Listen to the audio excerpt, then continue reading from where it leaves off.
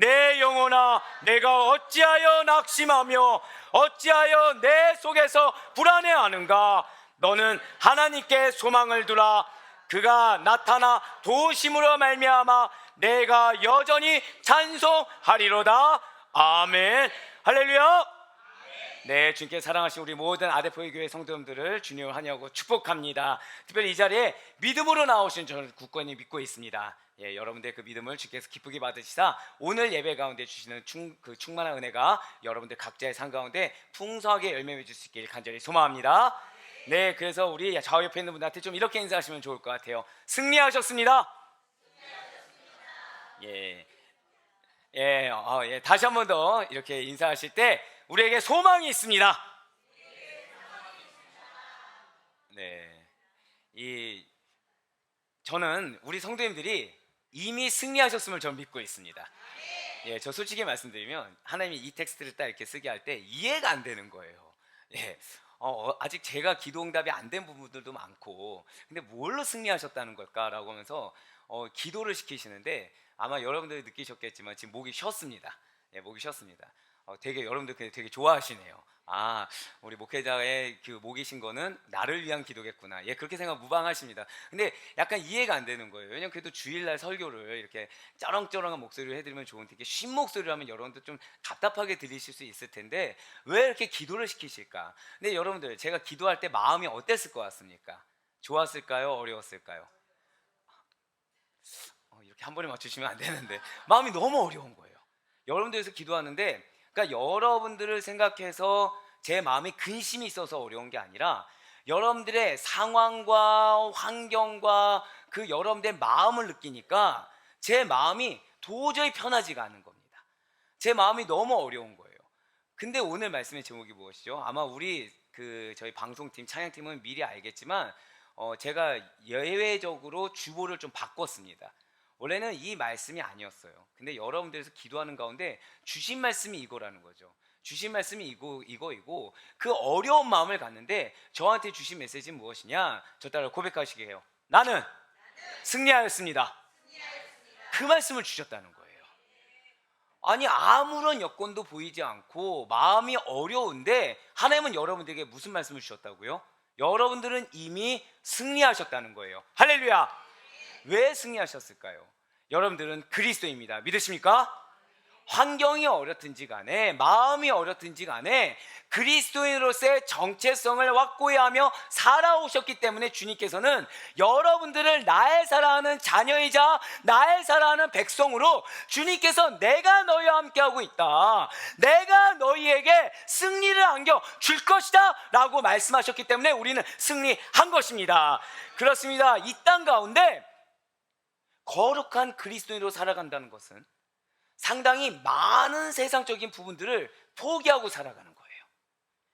드러낼 수도 없습니다. 많은 걸 내려놔야 돼요. 내 생각대로 삶이 운영되지 않아도 포기하지 않아야 됩니다. 근데 마음은 포기하지 않는데 내 삶은 포기하는 게 너무 많은 거죠. 내 마음 가운데서도 낙심 그 자체를 낙심으로 인정조차 못할 정도로 그렇게 살아오고 있다는 거예요. 그렇기 때문에 이 자리 가운데 나온 여러분들의, 저 따라 고백하실게요, 나의 믿음, 그걸 주님께서 기뻐하십니다. 그 믿음이 크지 않아요. 예, 죄송하지만 크지 않아요.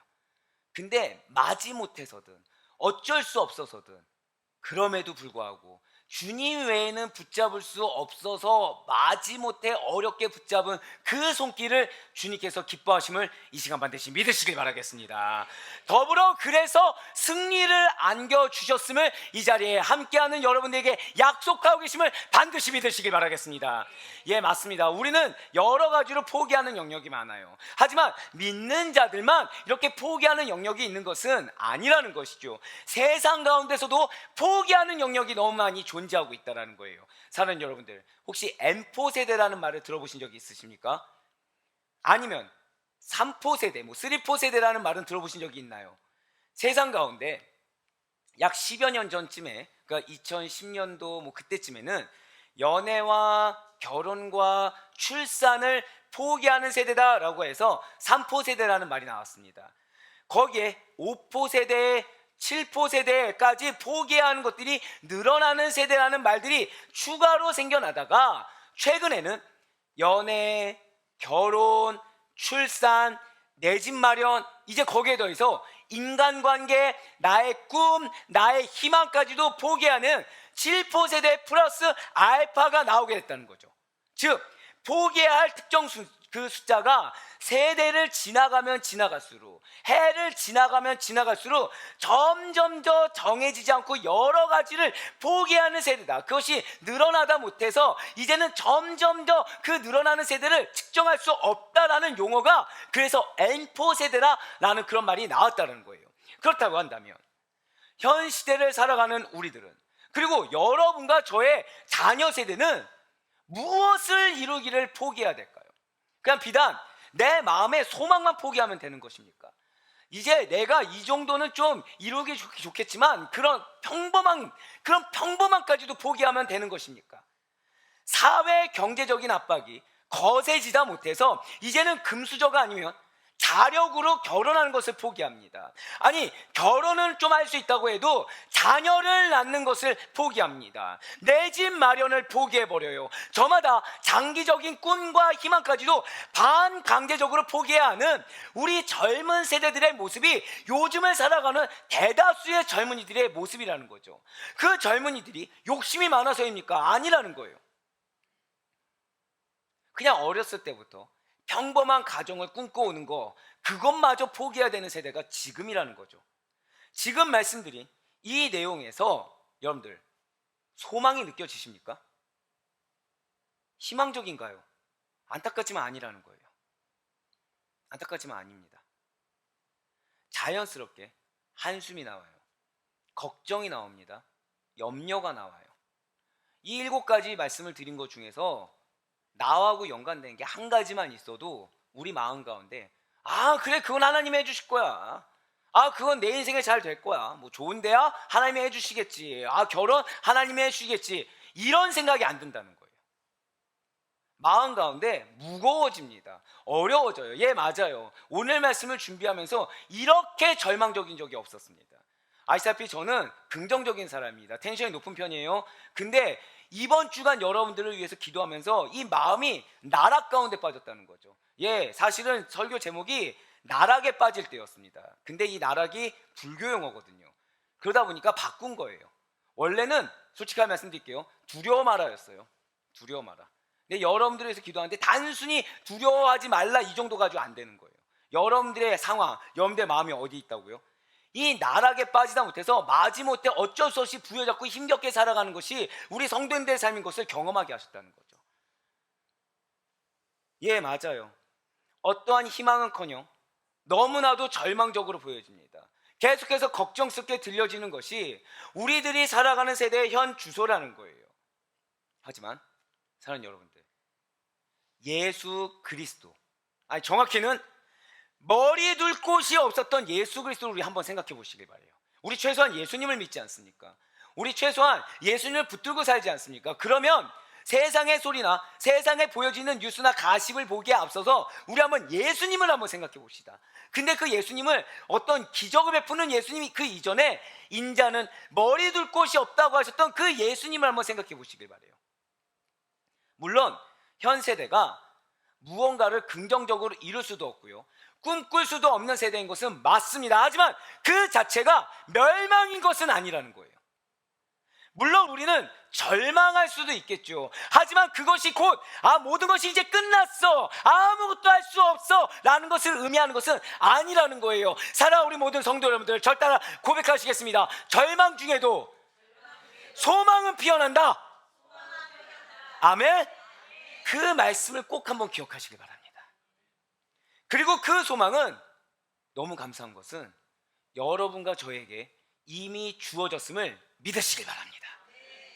예, 여러분들을 위해서 나락을 경험할 정도로, 이 마음 가운데 절망의 끝을 경험할 정도로, 야 나 이러다 큰일 났다, 이러다 목회 못하겠다는 생각이 들 정도로 너무 마음이 어려운데, 그 마음 가운데 한 줄기 빛과 같은 메시지가 무엇이었다고요? 그 가운데 나는 소망을 심어줬어. 우리 눈에는, 우리 귀에는 아무것도 안 들리고 아무것도 보이지 않겠지만 나는 너가 사랑하는 너의 양들의 마음 가운데 소망을 심어줬어. 오늘 본문에서도 마찬가지예요. 오늘 본문 말씀 보시길 바랍니다. 내 영혼아, 내가 어찌하여 낙심하며 어찌하여 내 속에서 불안해하는가? 너는 하나님께 소망을 두라. 그가 나타나 도우심으로 말미암아 내가 여전히 찬송하리로다. 아멘. 지금요, 너무나 절망적인 상황입니다. 하지만 그 가운데 소망을 발견했다는 거예요. 그리고 극복하였다는 것이죠. 절망 중에서도 하나님을 갈망할 수밖에 없어서, 그가 다른 것을 기대할 수 있는데 하나님을 갈망한 게 아니라요, 하나님을 갈망할 수밖에 없어서, 그러니까 붙잡을 것이 없다 보니까 어쩔 수 없이 하나님을 붙잡았는데, 거기에서 그것을 극복할 수 있는 시인의 모습이 여기에 담겨 있다는 거예요. 여러분들, 소망은요, 내가 뭘 붙잡을 수 있어서 붙잡을 수 있는 게 아니라, 소망은 아무것도 붙잡을 수 없어서, 칠흑 같고 암흑 같고 앞길이 하나도 보이지 않는데, 근데 내가 교회 다니는 사람이라서, 내가 예수 믿는 사람이라서 어쩔 수 없이 붙잡았음에도 불구하고, 저를 따라 고백하실게요. 하나님은 나를 사랑하여 주신다. 아멘. 그 사랑으로 나에게 소망의 빛을 내려준 것, 이것이 소망입니다. 지금 시인은 인생을 포기하고 싶은 절망적인 상황 가운데 있어요. 그런데 그 인생을 포기하고 싶은 절망적인 상황 가운데 그가 하나님을 갈망하는 것 외에는 아무것도 할 수가 없었던 거죠. 예, 포기하고 싶은데 포기도 못하겠고, 그렇다고 해서 뭐가 희망도 없고, 그 할 수 있는 게 뭐밖에 없었다고요? 하나님 부르짖는 것밖에 할 수 있는 게 아무것도 없었다는 거예요. 그런데 그런 그가 그렇게 하나님을 갈망하니까, 뭐가 있어서 갈망한 것도 아닌데 부르짖는 거 외에는 할 수 있는 게 없어서 부르짖었더니, 우리의 유일한 소망이자 삶의 이유가 되시는 예수 그리스도를 발견할 수 있었다는 거예요. 제가 지금 상황에 해결이 있었다고 말씀드렸습니까? 아니에요. 사랑하는 여러분들, 여러분들이 정말 소망을 찾길 원하신다면 먼저 여러분들의 얼마나 절망적인 상황인지를 보시길 바랍니다. 근데 그 가운데 내가 예수님을 부르짖는 것 외에는 아무것도 할 수 없다는 사실을 발견해 보시길 바라요. 그랬더니 예수님이 보이기 시작하더라는 거예요. 제가 보였고 시인이 지금 보였다는 거죠. 그렇습니다. 어쩌면 우리 각자에게는 이미 많은 것을 포기하고 있고, 앞으로를 생각해 보아도 희망이라고는 이 눈꽃만큼도 발견할 수 없을 것 같은 절망적인 환경 가운데 우리가 놓여 있을 수도 있습니다. 나름 열심히 살아간다고 살아가지만 아무런 희망이 보이지 않고요. 왜 그거 있잖아요. 마지못해 이거 외에는 다른 걸 할 수 없어서 이거를 하고 있다 보니까 나름 희망적으로 살아보려고 하지만 희망이 안 발견되는, 희망을 발견할 수 없는 그런 상황 가운데 우리가 놓여 있을 수 있어요. 믿는 자로서 범사에 감사해야 하는 것을 너무나도 잘 알고 있지만, 너무나 자연스럽게 내 입술은 원망의 입술이 되고 있습니다. 한숨의 입술이 되고 있어요. 핑계의 입술이 되고 있어요. 정죄의 입술로 전락한 지 오래 있을 수도 있습니다. 나 이렇게 정말 열심히 살아왔는데 누구 때문에, 또는 나 정말 뭘 더 이상 어떻게 하라고, 왜 내 상황이 여기서 더 나아지지 않는 거야? 라고 하면서 한숨만 나오는 입술이 될 수도 있다는 것이죠. 그러나 설령 그렇다고 하더라도 또한 지금 이상의 더 많은 것들을 우리가 포기해야 할 시점이 다가온다고 하더라도 우리가 절대로 포기해서는 안 되는 영역이 있다는 거예요. 어떠한 환난 중에서도, 저 따라 고백하실게요. 믿음만큼은, 네, 믿음만큼은, 그리고 하나님을 신뢰하는 신앙만큼은 꼭 놓치지 않을 수 있는 여러분과 제가 되길 간절히 소망합니다. 왜일까요? 한번 오늘 본문의 말씀의 상반절을 한번 보도록 하실게요. 오늘 본문 말씀 상반절을 보시면 내 영혼아 내가 어찌하여 낙심하며 어찌하여 내 속에서 불안해하는가, 너는 하나님께 소망을 두라 라고 나와 있어요. 지금 시인은 어디에 있다고요? 절망의 기로 가운데 서 있다는 거죠. 절망적인 상황 가운데 놓여 있다는 것입니다. 그는 낙심해서 불안해하며 어떻게 할 줄 모르는 상태예요. 그럼에도 불구하고 그는 하나님께 소망을 두고 있다는 거죠. 하나님께 무언가 있어서 소망을 두는 것이 아니라 현실에는 소망을 둘 것이 하나도 없다 보니까 저 하나님 붙잡는 것 외에는 아무것도 할 수 없어서 저 하나님께 소망을 두고 있었다는 거예요. 믿음이 있어서 소망을 붙잡은 게 아닙니다. 이거밖에 할 게 없어서, 이거 외에는 할 게 없어서 하나님께 소망을 두었다는 거예요. 그러자 놀랍게도 하나님의 도우심을 발견했다는 거죠. 엄청 믿음이 있어서가 아니라 이거 외에는 붙잡을 게 없어서 붙잡았는데 놀랍게 하나님이 도와주셨다는 거예요. 그리고 시인은 그제서야 하나님을 찬송하는 인생이 될 수가 있었다는 것입니다. 저는 너무 감사했어요. 우리 성도님들의 큰 믿음을 하나님 요구하시는 게 아니구나. 우리 성도님들의 어떤 어마어마한 헌신을 요구하시는 게 아니구나. 겨자씨 하나 할 만한 믿음이 이런 거구나. 알아서 믿는 게 아니라 붙잡을 게 하나님밖에 없어서 붙잡아도 하나님 도와주시는구나. 그렇습니다. 오늘 본문에서 절망하고 낙심하고 있던 시인이 찬송하는 시인으로 변하게 된 열쇠는 딱 하나입니다. 저 따라 고백하실게요. 나는 하나님께만 소망을 둡니다. 바로 이거예요. 너는 하나님께 소망을 두라. 아시는 분은 아시겠지만 저는 말씀을 연구하는 데 있어서 저는 충격교회 출신이잖아요. 배운 게 엄청 많은 주석과 책을 연구해서 성도님들을 먹여야 된다고 배웠습니다. 근데 이번 설교만큼은 그 시간보다 이 묵상의 시간, 기도의 시간을 더 많이 할애하게 하셨어요. 왜일까요? 다 쓰고 나니까 알겠더라고요. 우리 성도님들, 여러분들이 어려움에 처할 때 지식적으로 막 하나님 뜻을 분별하십니까? 분별이 되시든가요? 막 어려울 때 찬양이 막 이렇게 나오시든가요? 막 어려울 때 그동안 양육받았던 게 말씀이 막 생각나시든가요? 아니라는 거예요. 하나님은 그걸 경험하게 하신 거예요. 그럼에도 불구하고 하나님, 저 좀 제발 살려주세요. 하나님 제발 저 좀 도와주세요. 나 어떻게 해야 됩니까? 나 정말 이 상태로 어떻게 살아갑니까? 나 좀 제발 도와주세요. 나 좀 제발 살려주세요. 근데 도와주신다는 거예요. 근데 도와주신다는 거예요. 지금 설교가 너무 힘들어요. 지금 딴 게 힘든 게 아니라 이 마음을 이렇게 누르는 게 너무 힘들어요. 진짜 하나님께만 소망을 두시길 바라겠습니다. 그럼 하나님 도와주시겠다는 거예요. 우리는 무엇에서 소망을 얻을 수가 있는 것입니까?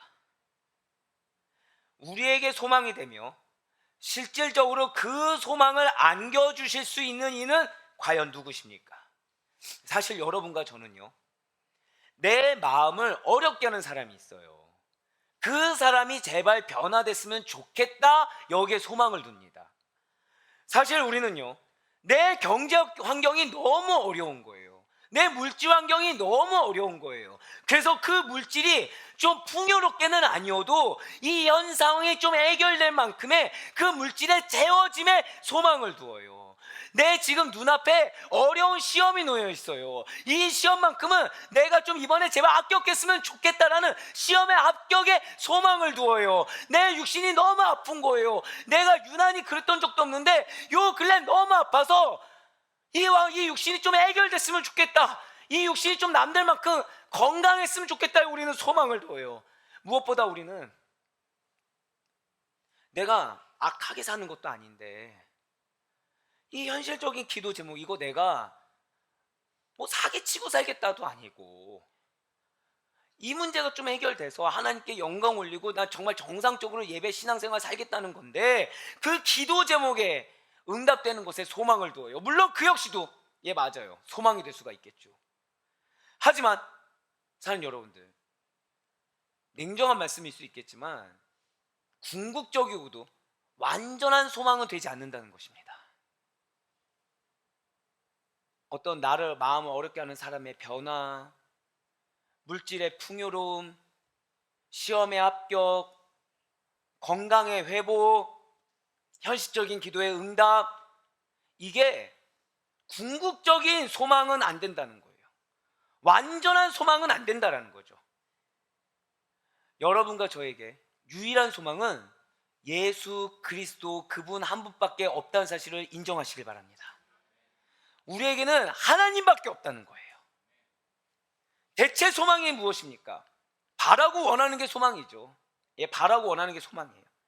그런데 문제는 지금 내 눈앞에 전혀 보이지가 않는 겁니다. 내 눈앞에 한 걸음조차 보이지가 않는 거예요. 그렇다고 해서 포기할 수도 없는 거죠. 내려놓을 수도 없는 거예요. 말씀으로는 난 내려놓으면 하나님 은혜 주셔라고 하는데, 머리로 아는데 어떻게 내려놔요? 내려놓을 수가 없는 거죠. 포기할 수가 없는 거예요. 그러니 가까운 미래에 제발 나의 좀 장래에 반드시 이루어지기를 바라고, 또 그렇게 될 것으로 믿으며 내가 좀 기대하는 거, 조금이라도 기대하는 거, 그게 바로 소망이죠. 그런데 우리가 사실상 이런 소망이 없던 자들이었다는 거예요. 이런 소망을 가질 자격조차 없었던 자들이라는 거죠. 그런 우리들에 대해서 사도 바울은 이렇게 말을 하고 있습니다. 에베소서 2장 12절의 말씀이에요. 그때 너희는 그리스도 밖에 있었고 이스라엘 나라 밖의 사람이라, 약속의 언약들에 대하여는 외인이요 세상에서 소망이 없고 하나님도 없는 자이더니. 우리의 본질이 원래 이랬던 자들이라는 사실을 반드시 기억하시기 바라요. 우리는 하나님이 없던 자들이었습니다.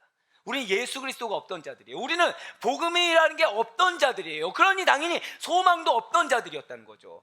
우리는 소망이 무엇입니까? 하나님도 없던 자들이 우리였다는 거예요. 구원받기 전에 우리의 상태가 어떠한 소망도 없던 자들이었다는 거죠. 소망이 전혀 없는, 터럭만큼도 없는, 아니 텅 빈 바닥의 상태가 여러분과 저의 상태였다는 것입니다.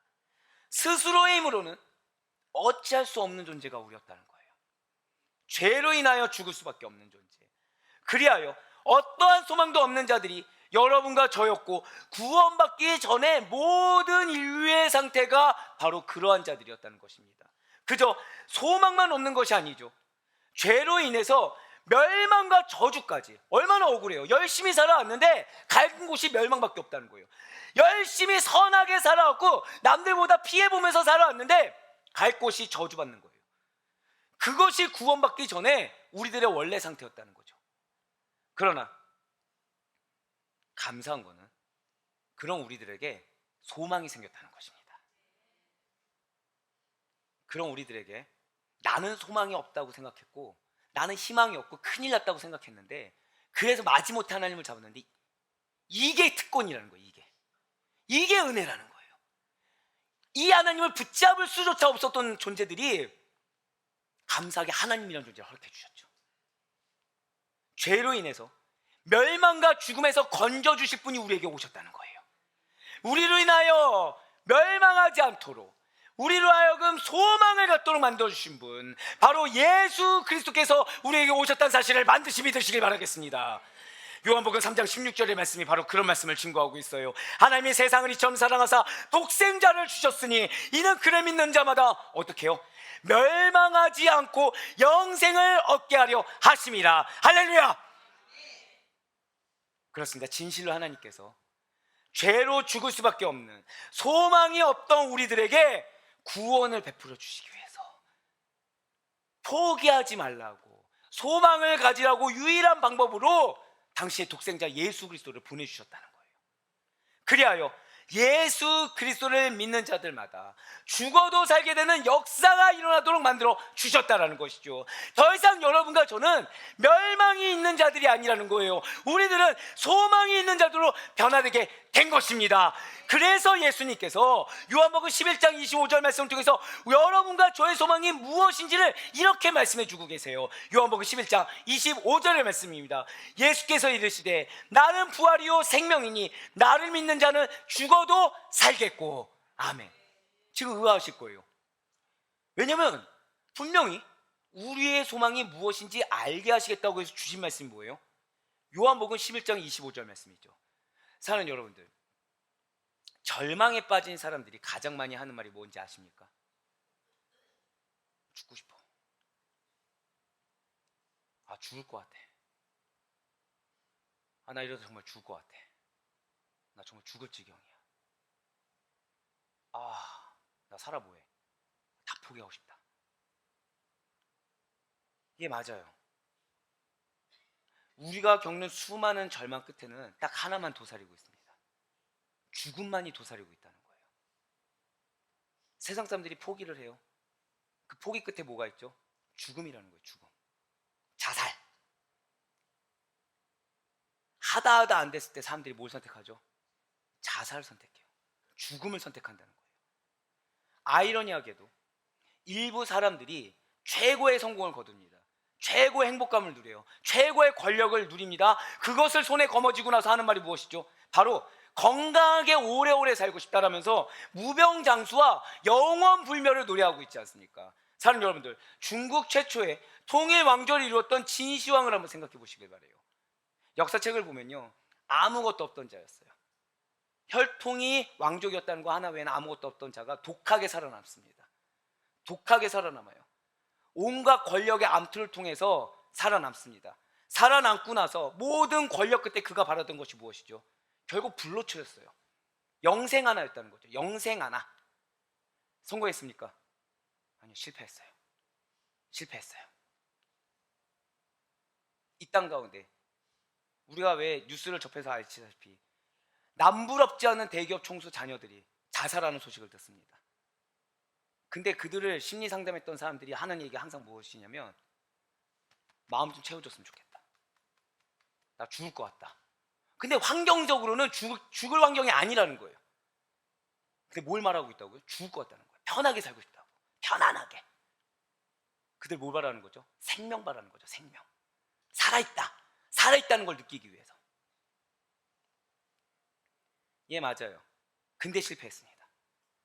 비단 진시황뿐만 아니라 세상의 그 어떤 권력자들도 영생의 문제, 생명의 문제 앞에서는 전부 다 실패했다는 거예요. 하지만 단 한 분만은 다르셨습니다.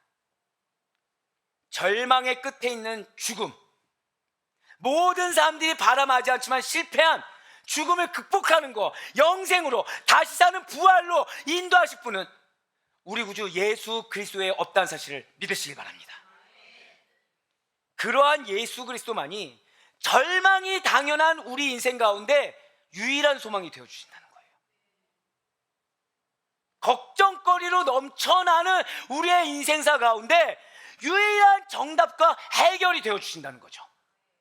상처와 쓴뿌리가 가득한 인생사에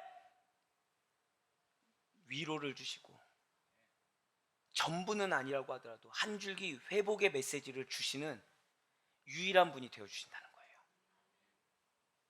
이 세상에 그 누가 여러분과 저에게 위로를, 회복을, 참된 해답을, 생명을, 영생을 선물로 줄 수가 있겠습니까? 온 인류를 통틀어서 부활하신 분은 오직 예수 그리스도에 없다는 사실을 반드시 기억하시길 바랍니다. 그런데 그 사실을 믿는 자들에게 영생을 선물하시는 분이 바로 우리 구주 예수 그리스도라는 거예요. 사단이 이걸 싫어한다는 거죠. 예, 맞아요. 이번 한 주간 여러분들이 위해서 계속 기도하면서 제가 느낀 감정이 무엇이었다고요? 야, 나 나락에 빠지는 것 같다. 나락에. 절망 끝에. 나락은 불교 용어로 지옥입니다. 지옥. 지옥에 빠지는 것 같다. 희망을 못 보게 하는 거예요. 누가 지금 못 보게 했다고요? 하나님이 아니에요. 사단이 보게 한다는 거죠. 왜 절망 가운데 있냐면, 여러분들에서 기도합니다. 어떤 한 영혼을 위해서 기도해요. 근데 제가 그분의 환경을 알잖아요. 어떤 한 학생이라 봅시다. 학생이 있어요. 분명한 거는 그 학생을 향한 비전을 주셨어요. 비전을 주셨어요. 근데 이 학생이 지금 공부하는 양을 아는 거예요. 제가 이게 상충되는 거죠. 비전과 현재 공부 성적이 상충되는 거예요. 근데 제 눈이 뭘 향하고 있어요? 목사인데 비전이 아니라 현재 상황을 보고 있는 거예요. 그러면서 제가 뭘 느껴요? 니즈는 이 비전인데 현재 상황이 이거니까 절망을 느끼더라는 겁니다. 전 지금 하나님보다 누굴 더 크게 본 거예요? 제 평가, 제 판단을 크게 보고 있는 거죠. 사랑하는 여러분들, 비전이 큽니까? 상황이 큽니까? 비전이 크다는 걸 우리 알아요? 좋아요. 비전을 주신 하나님이 크십니까? 여러분들 상황을 주장하고 여러분들 실족하게 하는 사단의 권세가 큽니까? 우린 다 하나님이라고 하는데 섣불리 대답 못하죠. 왜죠? 지금 내가 닥친 상황이 너무 큰 거예요. 지금 그렇게 크게 느껴지는 거예요. 이게 맞아요. 사단은 여러분들로 하여금 하나님을 못 보게 하지 않습니다. 하나님을 보지만, 저 따라 고백하실게요. 불가능. 그런 생각을 갖게 한다는 거예요. 불가능을 갖게 해요. 이 상황이 마치 하나님으로도 해결할 수 없을 것처럼 느껴지게 한다는 거죠. 사랑하는 여러분들, 여러분들에게 하나님은 언약의 말씀을 허락하여 주셨습니다. 믿으십니까? 여러분들에게 비전이 있으십니다. 믿으십니까? 여러분들에게 소망이 있으십니다. 믿으십니까?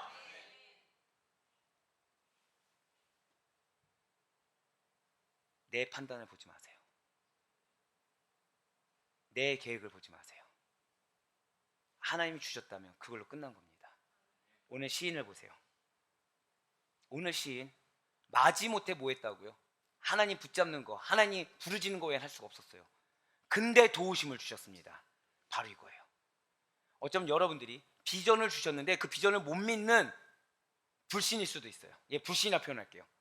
어쩌면 여러분들에게 하나님이 소망을 주셨는데 그 소망을 감히 못 붙잡는 믿음의 연약함일 수도 있어요. 하지만 그럼에도 불구하고 하나님을 부르짖으며, 그럼에도 불구하고 하나님을 붙잡으면 반드시 도우시는 하나님이 우리의 하나님이신 줄 믿으시기 바랍니다. 그분이 영생을 주신 우리 주 예수 그리스도이신 줄 믿으시길 바랍니다. 그래서 사도 바울이 우리에게 이렇게 선포하고 있는 거예요. 바로 베드로전서 1장 3절의 말씀입니다. 우리 주 예수 그리스도의 아버지 하나님을 찬송하리로다. 그의 많으신 긍휼대로 예수 그리스도를 죽은 자 가운데서 부활하게 하심으로 말미암아 우리를 거듭나게 하사 무엇이 있다고요? 산 소망이 있게 하시며. 반드시 기억하시기 바라요. 여러분과 저는 그리스도인입니다. 믿으십니까? 이 그리스도인은 산 소망을 위해서 다시 태어난 자들이에요. 자, 그리스도인은 무엇이라고요? 산 소망을 위해서 다시 태어난 자들이라는 거죠. 헛된 것을 위해서, 죽은 것을 위해서 다시 태어난 자들이 아니라는 거예요. 절망을 위해서 다시 태어난 자들이 아니고요, 포기를 위해서 다시 태어난 자들이 아니라, 절대로 고백하실게요. 산 소망. 맞아요. 산 소망을 위해서, 비전을 위해서, 소망을 위해서 다시 태어난 자들이 여러분과 저라는 사실을 믿으시길 바랍니다. 사단은 그것을 싫어하죠. 그래서 영원히 사라지지 않는 산 소망을 못 보게 하는 거예요. 현실의 절망을 보게 합니다. 포기할 만한 것들만 보게 해요. 내려놓음이란 뒤에 숨어서 나로 하여금 낙심하게 만드는 것들에 집중하게 한다는 거죠. 진실로 여러분과 제가 가진 소망은 썩어 없어질 유한하고 헛된 것이 아니라는 사실을 이 시간 기억하시길 바라요. 영원하며, 절대 고백하실까요? 반드시 이루어집니다. 아멘. 그러한 산 소망인 줄 믿으시길 바랍니다. 이 소망은 예수님을 믿지 않는 세상의 많은 사람들이 갖고 있는 일반적인 소원, 일반적인 바람, 일반적인 꿈과 같은 것들이 아니라는 거예요. 세상 사람들이 일반적으로 바라는 소망은 이루어진 것 같지만 헛됩니다. 또 다른 불만족을 불러일으키며 결국에는 멸망의 구렁텅이에서 벗어나지 못하게 만드는 죽은 소망이라는 거예요. 이 문제가 해결돼도 또 다른 문제가 보입니다. 여기에 감사하다고 하지만 어느 순간 그 감사가 사라질 만큼의 또 다른 문제가 보입니다. 이게 무슨 산 소망입니까? 이게 죽은 소망이지. 이게 어떻게 영원한 것입니까? 헛된 것이지. 영원한 것은 사라지지 않아야 되잖아요. 영원한 것은 딱 주어지면 그걸로 만족감이 충만해야 되잖아요. 그걸로 끝나야 되잖아요. 우리의 기도 제목은 어떻습니까? 정말 그거 이루어지면은 내 문제가 끝납니까? 정말 그 부분이 해결되면 다 끝나든가요? 감사한 건요, 우리가 그렇게 헛된 것을 붙잡고 있는데 하나님은 단 한 번도 그거에 대해서 헛되다고 얘기도 아니하시고 이루어주시겠다고 약속하시고 도와주시겠다고 약속하시며 끝까지 다만 당신이 우리에게 주시고자 하는, 절대 한번 더 고백하실게요, 산소망, 그걸 이루어가고 계시다는 거예요. 지금 이 순간도 내가 낙담하든 내가 희망에 가득 차든 지금 이 순간도 현실의 문제가 해결되든 현실의 문제가 해결되지 않은 것처럼 보이든 지금도 이루어가고 계시다는 거예요. 너무 감사한 거죠. 너무 감사한 거예요. 우리는 그리스도 안에 있는 자들입니다. 그럼 우리는 죽은 소망을 붙드는 자들이 아니라는 거예요. 나로 하여금 절망에 빠뜨리고 나로 하여금 낙심하게 하며 나로 하여금 포기하게 만드는 죽은 소망을 붙드는 자들이 아닌 거죠. 세상의 삶의 윤택함이나 성공, 나의 욕구 충족을 바라는 그러한 소망만을 붙드는 자들이 아니라는 거예요. 왜입니까? 한번 오늘 보면 시편 41편 5절 후반절 말씀을 다시 한번 더 보시길 바래요. 그가 나타나 도우심으로 말미암아 내가 여전히 찬송하리로다. 아멘. 많은 사람들이요, 많은 세상에 속한 사람들이 꿈과 목표를 향해 나아가다가 좌절합니다. 우리는 꿈과 목표가 없는 젊은이들이 많아 이렇게 얘기하지만 그 사람들은 일부고요, 대다수는 꿈이 있어요, 목표가 있어요, 이루고자 하는 게 있어요. 하지만 그곳을 강에 달려가다가 좌절합니다. 포기해요, 실망해요, 나름의 타협안을 제시해요. 그러다가 결국에는 중도하차하거나 이루지 못한 사실에 비견하다가 심할 경우에는 생을 달리하게 되는 안타까운 선택을 하곤 한다는 거죠. 그들은 백방팔방으로 돌아다니면서 사실 그 전에 도움을 구합니다. 제발 좀 도와주세요, 이번만 넘어가게 해주세요, 앞으로 제대로 하겠습니다, 이번에 딱 한 번만 좀 도와주세요, 매달린다는 거예요. 하지만 현실적으로 나의 그런 절박하고도 급박한 상황에서 구해줄 수 있는 자, 도움이 되어줄 자를 쉽게 찾거나 만나지 못한다는 거죠. 이게 사실 당연하죠. 내가 급한 상황인데, 내가 급한 환경인데 누가 누굴 도와주겠습니까? 왜요? 그들이 도움을 구한 자는 또 누구예요? 세상의 유력자들을, 세상 가운데 능력 있는 자들에게 도움을 요하는데, 문제는 유력자라고 본 그 사람들도 자기 인생이 급해 죽겠는데 누굴 돕겠습니까? 근데 오늘 본문의 시인을 다시 한번 보세요. 분명 그는 지금 기쁜 상태가 아니라고 말씀드렸어요. 절망의 수렁 속에 있습니다. 낭망의 수렁에 깊이 빠져 있어요. 시인은 한마디로 영적으로나 육적으로 절대 고백하실게요, 깊은 침체기, 바로 이거예요. 지금 시인은 침체기에 빠져 있습니다. 사랑하는 우리 성도님들은 누구나 단 한 번은 침체기를 겪습니다. 어쩌면 지금이 침체기일 수도 있고요, 이미 그것을 극복한 분도 있고 앞으로 또 다가오실 분도 계실 거예요. 지금 깊은 침체기에 빠져 있는 이 시인의 눈에는 쓰디쓴 눈물만 가득합니다. 그의 마음을 차지한 것은 어려움으로 인한 절망과 더해서 원망이에요. 왜 나만? 왜 나한테만? 그의 어려운 현실로 인한 낙심으로 인해서 그는 지금 깊은 영적 침체에 빠져 있습니다. 시인이 하나님을 모르나요? 아니요, 하나님 알고 있다니까요. 하나님 믿고 있다니까요. 믿고 있는데 뭐에 빠졌다고요? 깊은 침체기에 빠졌어요. 그렇다면 이렇게 시인이 경험하고 있는, 그리고 우리가 경험할 수도 있고 또는 경험해본 영적 침체라는 것은 언제 찾아오게 되는 것입니까? 크게 두 가지 이유를 들 수가 있어요. 먼저 우리 인간의 지식과 감정, 의지를 따라서, 그러니까 지정의를 따라서 영적 침체가 들어오게 된다는 거예요. 잘 기억하셔야 돼요. 영적 침체가 뭐 몰라서가 아니에요. 그냥 우리의 지식이나 우리의 감정이나 우리의 의지를 따라서 영적 침체기가 들어올 수 있다는 거죠. 말씀에 충만한 은혜로부터 우리가 멀어지게 될 때 온전한 하나님에 대한 지식이 부족한 경우에 영적인 침체가 다가올 수 있다는 것입니다. 사랑하는 여러분들, 저는 여러분들이 언제나 말씀의 풍성한 가운데 거할 수 있길 간절히 소망합니다. 그러니까 말씀이 쥐가 날 정도로 들어갈 수 있길 바래요. 말씀이 이게 너무 많아가지고 벅찰 정도로 돼야 그래야 겨우 침체에게 도달하지 않을 수가 있어요. 또한 말씀을 듣긴 들었습니다. 그렇게 받은 말씀을 그대로 실천하여 말씀을 따라 살려는 의지가 없을 때, 제가 왜 여러분들에게 결단을 촉구하잖아요. 그러한 결단과 의지가 없을 때 말씀은 그냥 공허한 울림으로 들리게 된다는 거죠. 그냥 사라지게 돼요. 그러니까 말씀에 대한 생명력이란 것을 내가 경험하기 어렵게 된다는 것입니다. 왜요? 내가 의지가 없거든요. 지금 그 말씀을 온전히 신뢰하지 못하고 이 말씀이 주시는 힘과 능력을 내가 경험해보고자 하는 의지가 없거든요. 결단이 없거든요. 그러니 생명력, 능력 경험하기 당연히 어렵겠죠. 그래서 영적 침체를 맞이하게 된다는 것입니다. 아무리 진리로 무장하고 결단의 의지를 다지면서 말씀을 행동으로 실천하려는 자들이라고 하더라도 감정은 또 그런 지식과 의지와 다르다는 거예요. 지식적으로 많이 들었어요. 의지도 있었어요. 근데 뭐가 다르다고요? 내 감정이 또 다르다는 거예요. 그러다 보니 이 사단이 감정을 통해서 속수무책으로 영적 침체를 부추기는 겁니다. 여러분들 여기서 오해하지 말아야 되는 게, 영적 침체니까 그냥 잔잔한 상태, 이게 아닙니다. 감정적으로 분노한 상태, 감정적으로 내 감정, 내 생각에 가득 찬 상태, 낙심한 상태라고 하지만 실상은 원망하고 불평하고 불만이 가득 찬 상태, 공격한다는 거예요. 이러한 감정은 뭐죠? 변덕스럽습니다. 그렇기 때문에 결국 그 분노, 불만, 그 다음에 찾아오는 것이 뭐냐? 불안감, 공포감, 의심, 걱정, 염려 등을 타고서 우리 영혼에 깊이 스며들어서 공격해요. 어떻게? 침체되도록. 사단은 어떻게 한다고요?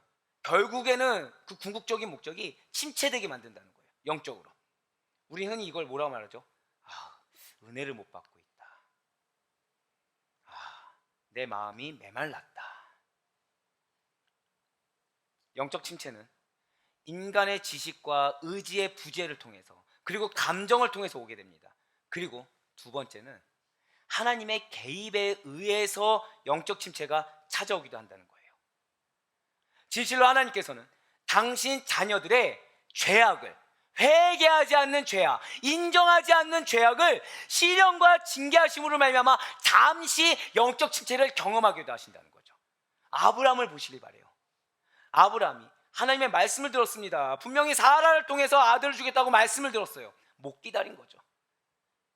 못 기다린 거예요. 무엇을 봤습니까? 하나님의 말씀에 대해서 신뢰했습니까? 아니면 내 인간의 판단, 지식에 따라서 그 지식을 신뢰했습니까? 어떻게 사라 나이가 이렇게 많은데 나 아이를 낳을 수 있겠어? 하나님은 아이를 낳는다 주셨으니까 사라를 통해서는 아닐 거라고 왜곡합니다. 하가를 통해서 낳았죠.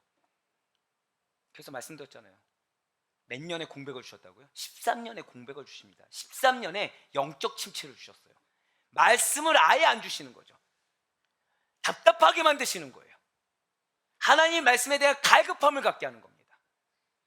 사랑하는 여러분들, 여러분들이 혹시 마음이 어떤 은혜를 못 받아서 답답하십니까? 그럴 때 비결은 딱 하나예요. 저 따라 고백하실까요? 주여, 말씀을 주소서. 이거 외에 딴 기도하지 마세요.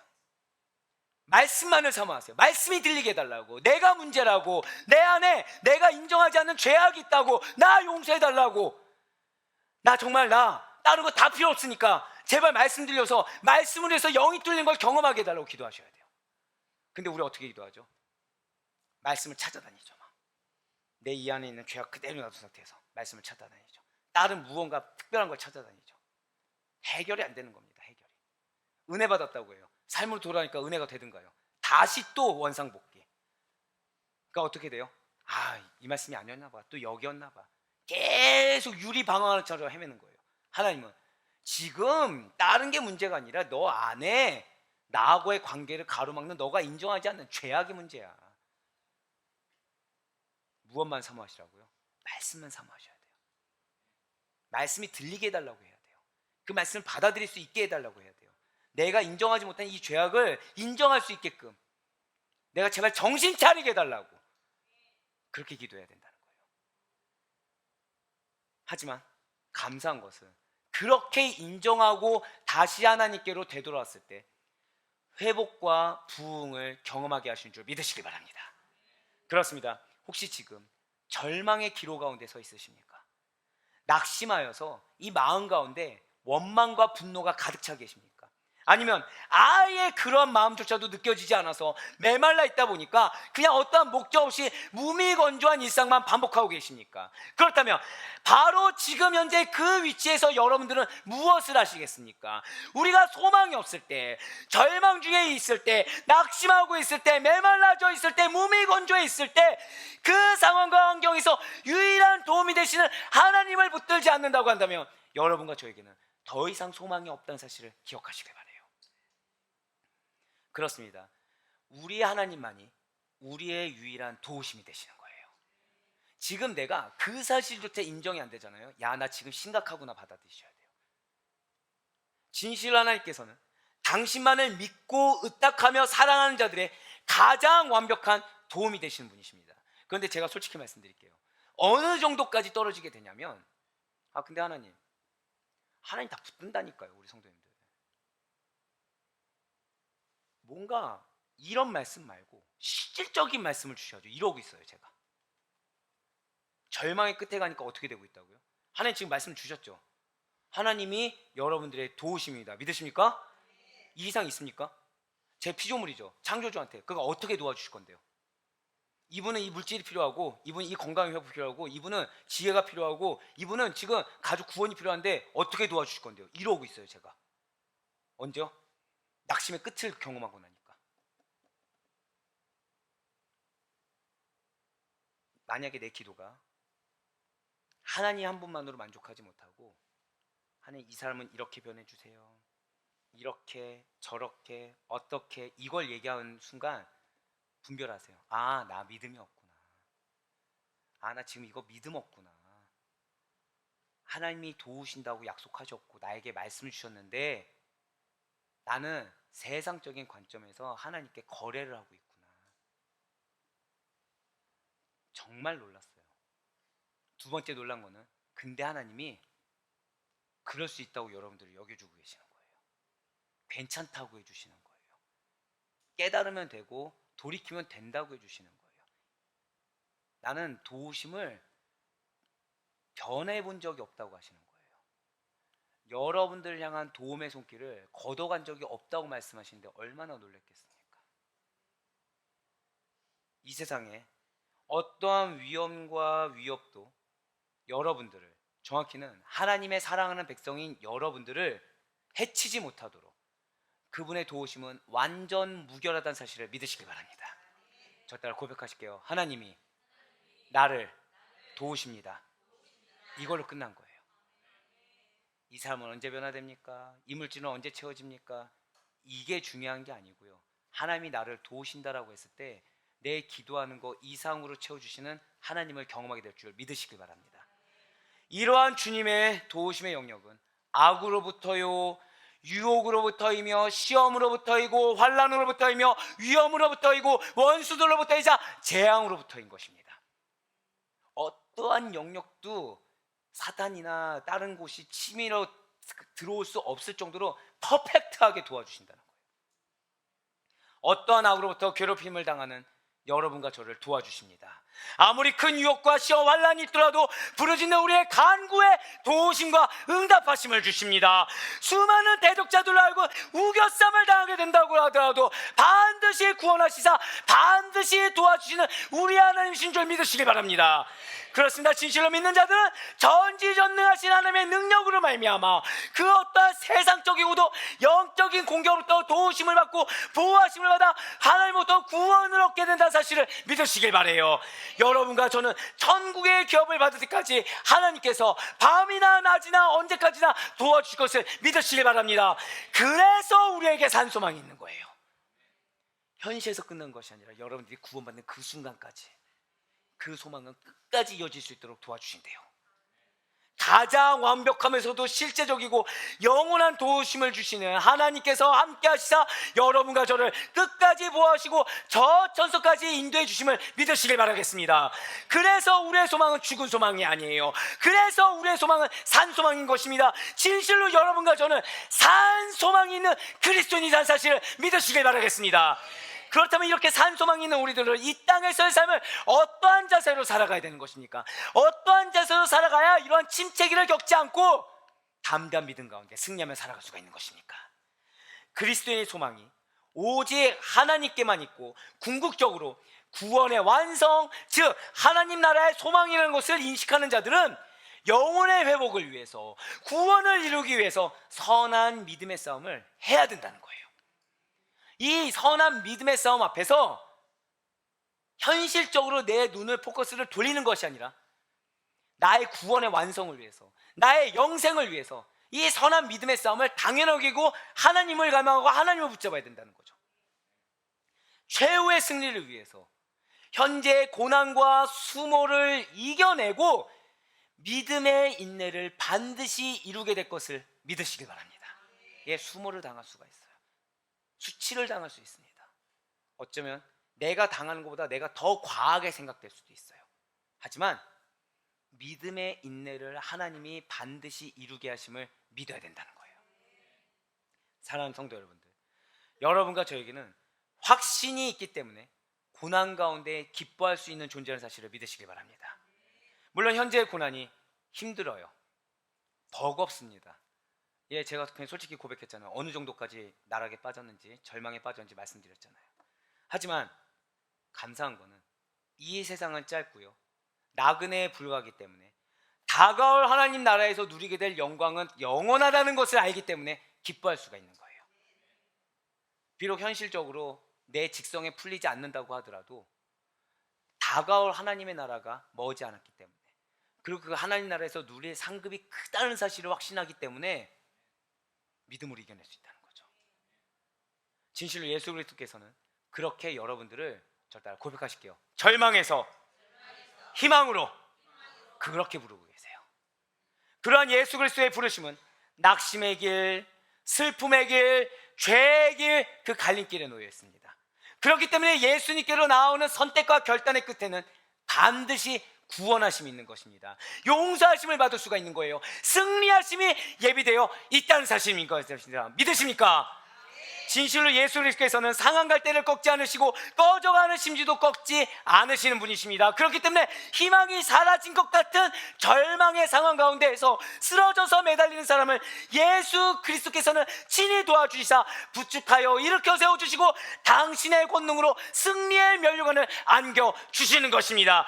이것이 여러분과 저의 소망이에요. 내가 많이 알아서가 아니에요. 내가 많이 언급해서가 아니에요. 내가 많이 봉사해서가 아니에요. 내가 붙잡기만 한다면, 내가 놓치면 않는다고 한다면, 내가 의심하지만 않는다고 한다면, 내가 나의 마음이 아니라 십자가를 붙들기만 한다면 나를 승리하게 해주시는구나. 사랑하는 우리 아대포유교회 성도 여러분들, 그렇게 아멘으로 화답한 여러분과 제가 갖는 소망은 한갓 없어질 세상의 소망만이 아니요 썩어질 소망도 아닙니다. 하나님께서 여러분과 저에게 허락하신 소망은 영원하며 이 세상의 그 무엇과도 바꿀 수 없는 귀한 약속이 여러분과 저의 것입니다. 그렇기 때문에 사탄은 우리로 하여금 절망 가운데로 인도하려고 할 것이고요, 포기하게 만들려고 부단히 애를 쓸 거라는 거예요. 그러니 절망을 경험한다고 하더라도, 낙심하는 중에 있다고 하시더라도 오늘 시인처럼 알아서가 아니라, 진짜 그렇게 확신해서가 아니라 우격다짐이라도 소망의 하나님을 붙들 수 있는 여러분과 제가 되길 간절히 소망합니다. 진실로 그러한 하나님께서는 우리가 포기하고 싶은 상황에서도 그분의 넓은 팔로 펴서 당신의 자녀들을 도와주시사 우리가 마지못해 붙잡은 그 손길을 붙잡고 끄집어내시는 승리의 하나님이신 줄 믿으시길 바라겠습니다. 그러한 그분의 도우심으로 말미암아 여러분과 저의 영혼은 새롭게 되며 환난 가운데서도 참 소망을 발견하게 될 것이라는 사실을 믿으시길 바라요. 그래서 우리에게 산소망이 있고, 그래서 여러분과 저에게 반드시 성취될 약속이 있는 것이 아니겠습니까? 할렐루야! 이에 대해서 잠언 기자가 그래서 우리에게 이렇게 약속하고 있어요. 우리 다 같이 잠언 23장 18절의 말씀을, 나에게 주시는 약속의 말씀으로 붙들고 우리 큰 소리로 함께 봉독하도록 하시겠습니다. 시작. 정령이 내 장래가 있겠고 내 소망이 끊어지지 아니하리라. 할렐루야! 이 말씀이 나에게 주신 약속의 말씀으로 믿으시길 바라요. 이 말씀을 받들고 나서야 이제서야 제가 오늘 설교에 대해서 어떠한 하나님의 마음이신지 느끼게 되었고, 그제서야 겨우 이겨내게 되었어요. 제가 알아서 이겨냈겠습니까? 말씀드렸잖아요. 기도만 하게 하겠다고. 여러분들 마음을 느끼게만 하게 했다고. 경험한 게 뭐였다고요? 지식을 경험한 게 아니라 나락을 경험했다고 말씀드렸잖아요. 완악함을 경험했어요. 쉽게 포기하는 제 죄악을 발견했어요. 하나님께 항변하고 하나님께 거래하는 악함을 발견했어요. 근데 하나님은 끝까지 선을 베푸시사 저에게 무엇을 주셨습니까? 말씀을 주셨어요. 그 말씀이 뭐라고요? 사랑하는 내 아들아, 너 장래가 있어. 난 널 쓸 거야. 너의 소망은 아직 끊어지지 않았어. 주변에서 공격하면 어떠니? 너의 상황이 보이지 않으면 어떠니? 너의 양들이 그렇게 절망 가운데 피 흘리면 어떠니? 내가 다 회복시켜주면 되는 건데, 내가 다 응답시켜주면 되는 건데, 내가 너에 대한 약속만 끊이지 않는다고 하면 그것이 전부야. 이 약속의 말씀 믿으시길 바랍니다. 우리는 그냥 막연하게 예수님 예수님 외치는 것이 절대 아니에요. 실제적인 삶입니다. 변치 않은 진리의 약속이 여러분과 저의 소망인 것입니다. 그 바로 코너키는 어떠한 절망적인 환경 가운데 있다고 하더라도 역전의 승리를 주시는 하나님, 죽음의 절망에서 부활의 소망을 주시는 하나님, 포기한 인생을 회복시켜 주시고 그로 말미암아 소망이 끊어지지 않도록 여러분과 저를 도우시는 하나님을 제발 만나시길 바래요. 그리고 여러분과 저를 도우시는 하나님을 간절하게 붙드시는 우리 모든 성도님이 되시는 가운데 놀랍게 역사하시는 하나님에게, 그 하나님의 계획을 충만하게 경험하며 살아갈 수 있는 우리 모두가 될 수 있기를, 도심을 경험하여 간증하며 나아갈 수 있는 우리 모두가 될 수 있기를 주님의 이름으로 간절히 축원합니다.